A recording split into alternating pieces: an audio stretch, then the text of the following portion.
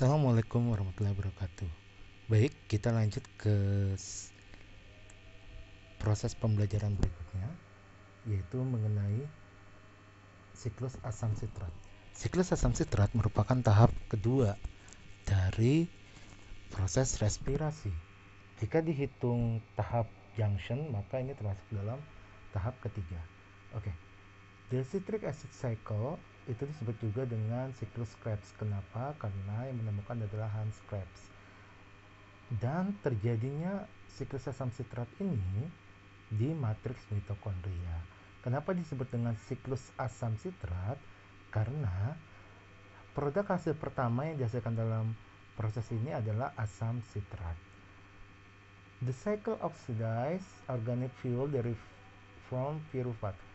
Jadi, pada proses ini dia akan mengoksidasi bahan bakar berupa piruvat, yaitu dari asetil koenzim A tersebut, membentuk 1 ATP, 3 NADH, dan 1 FA2, satu kali turn atau satu kali siklus. Yang harus diingat bahwa asetil koenzim A yang dihasilkan dari dekarboksilasi oksidatif atau yang benar adalah junction reaction adalah 2 asetil koenzim A, sehingga turnnya atau siklusnya mengalami 2 kali siklus, sehingga ATP-nya dihasilkan adalah 2 ATP, 6 NADH, dan 2 FADH2. Berikut adalah gambaran secara umum. Hasil dari piruvat mengalami junction reaction menghasilkan CO2, koenzim A, maksudnya mendapatkan koenzim A berikatan dengan koenzim A menjadi asetil koenzim A dan membentuk NADH. Kenapa karbonnya berubah menjadi 2? Di sini terlihat yang abu-abu ini merupakan karbonnya 2 karena satu karbonnya dilepaskan menjadi CO2.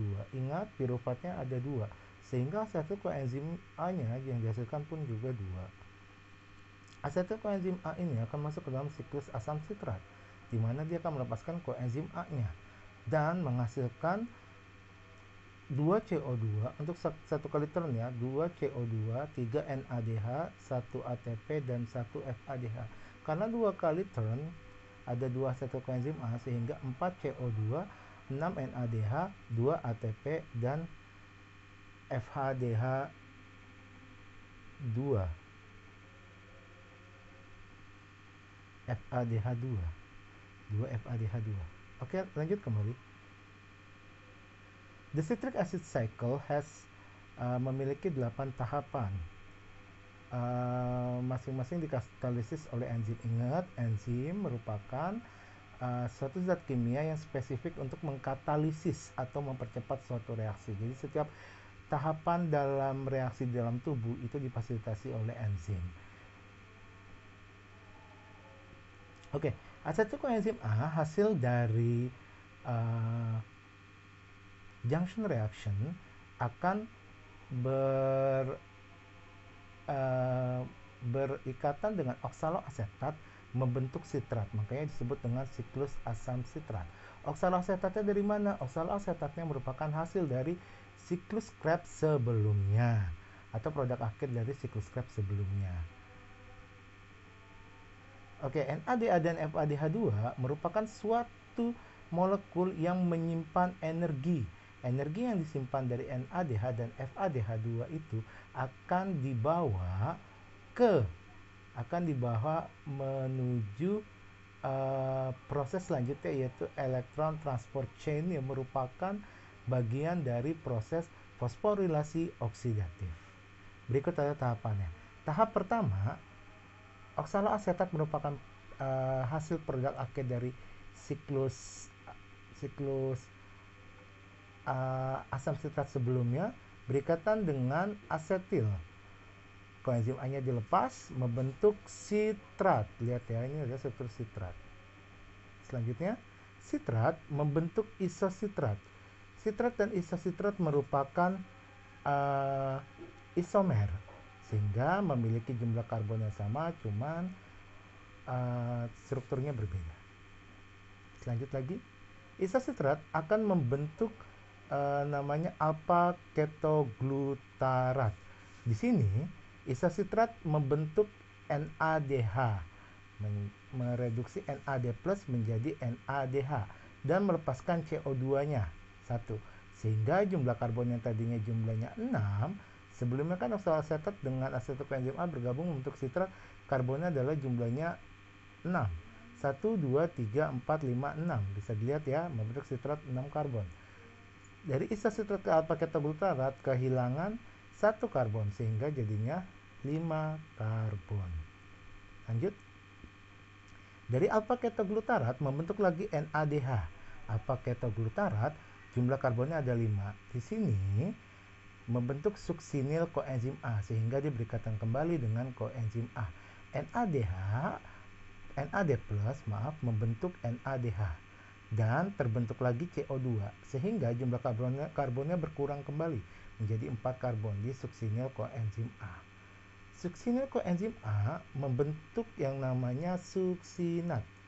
Oke, suksinil menjadi suksinat. Dalam proses ini koenzim A-nya dia lepas. Jumlah karbonnya sama 4. Di sini energi disimpan dalam bentuk GDP menjadi GTP, guanosin trifosfat. Apa bedanya ATP dan GTP?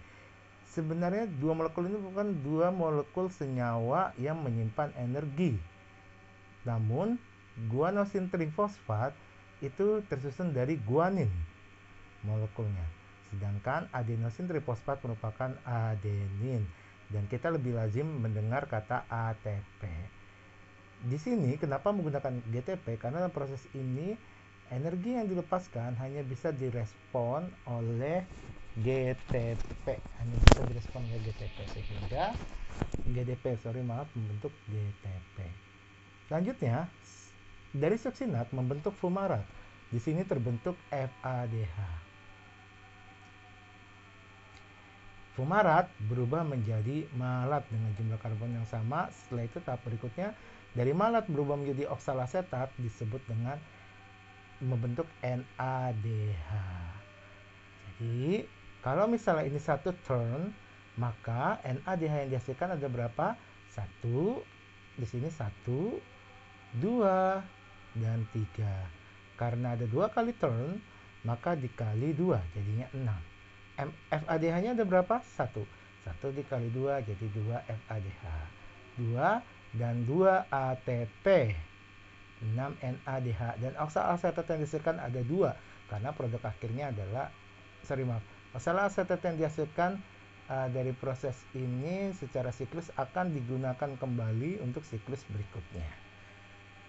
Oke, selanjutnya dari siklus asam sitrat ini, NADH dan FADH itu akan diekstrak menjadi diekstrak dari makanan dan nanti 2 molekul ini akan dibawa ke transfer elektron, di mana transfer elektron itu merupakan bagian dari fosforilasi oksidatif untuk menghasilkan ATP dalam jumlah yang lebih banyak. Baik, sekian dari saya untuk mata kuliah hari ini tentang siklus Krebs. Selanjutnya kita akan belajar lagi di minggu berikutnya tentang fosforilasi oksidatif. Terima kasih.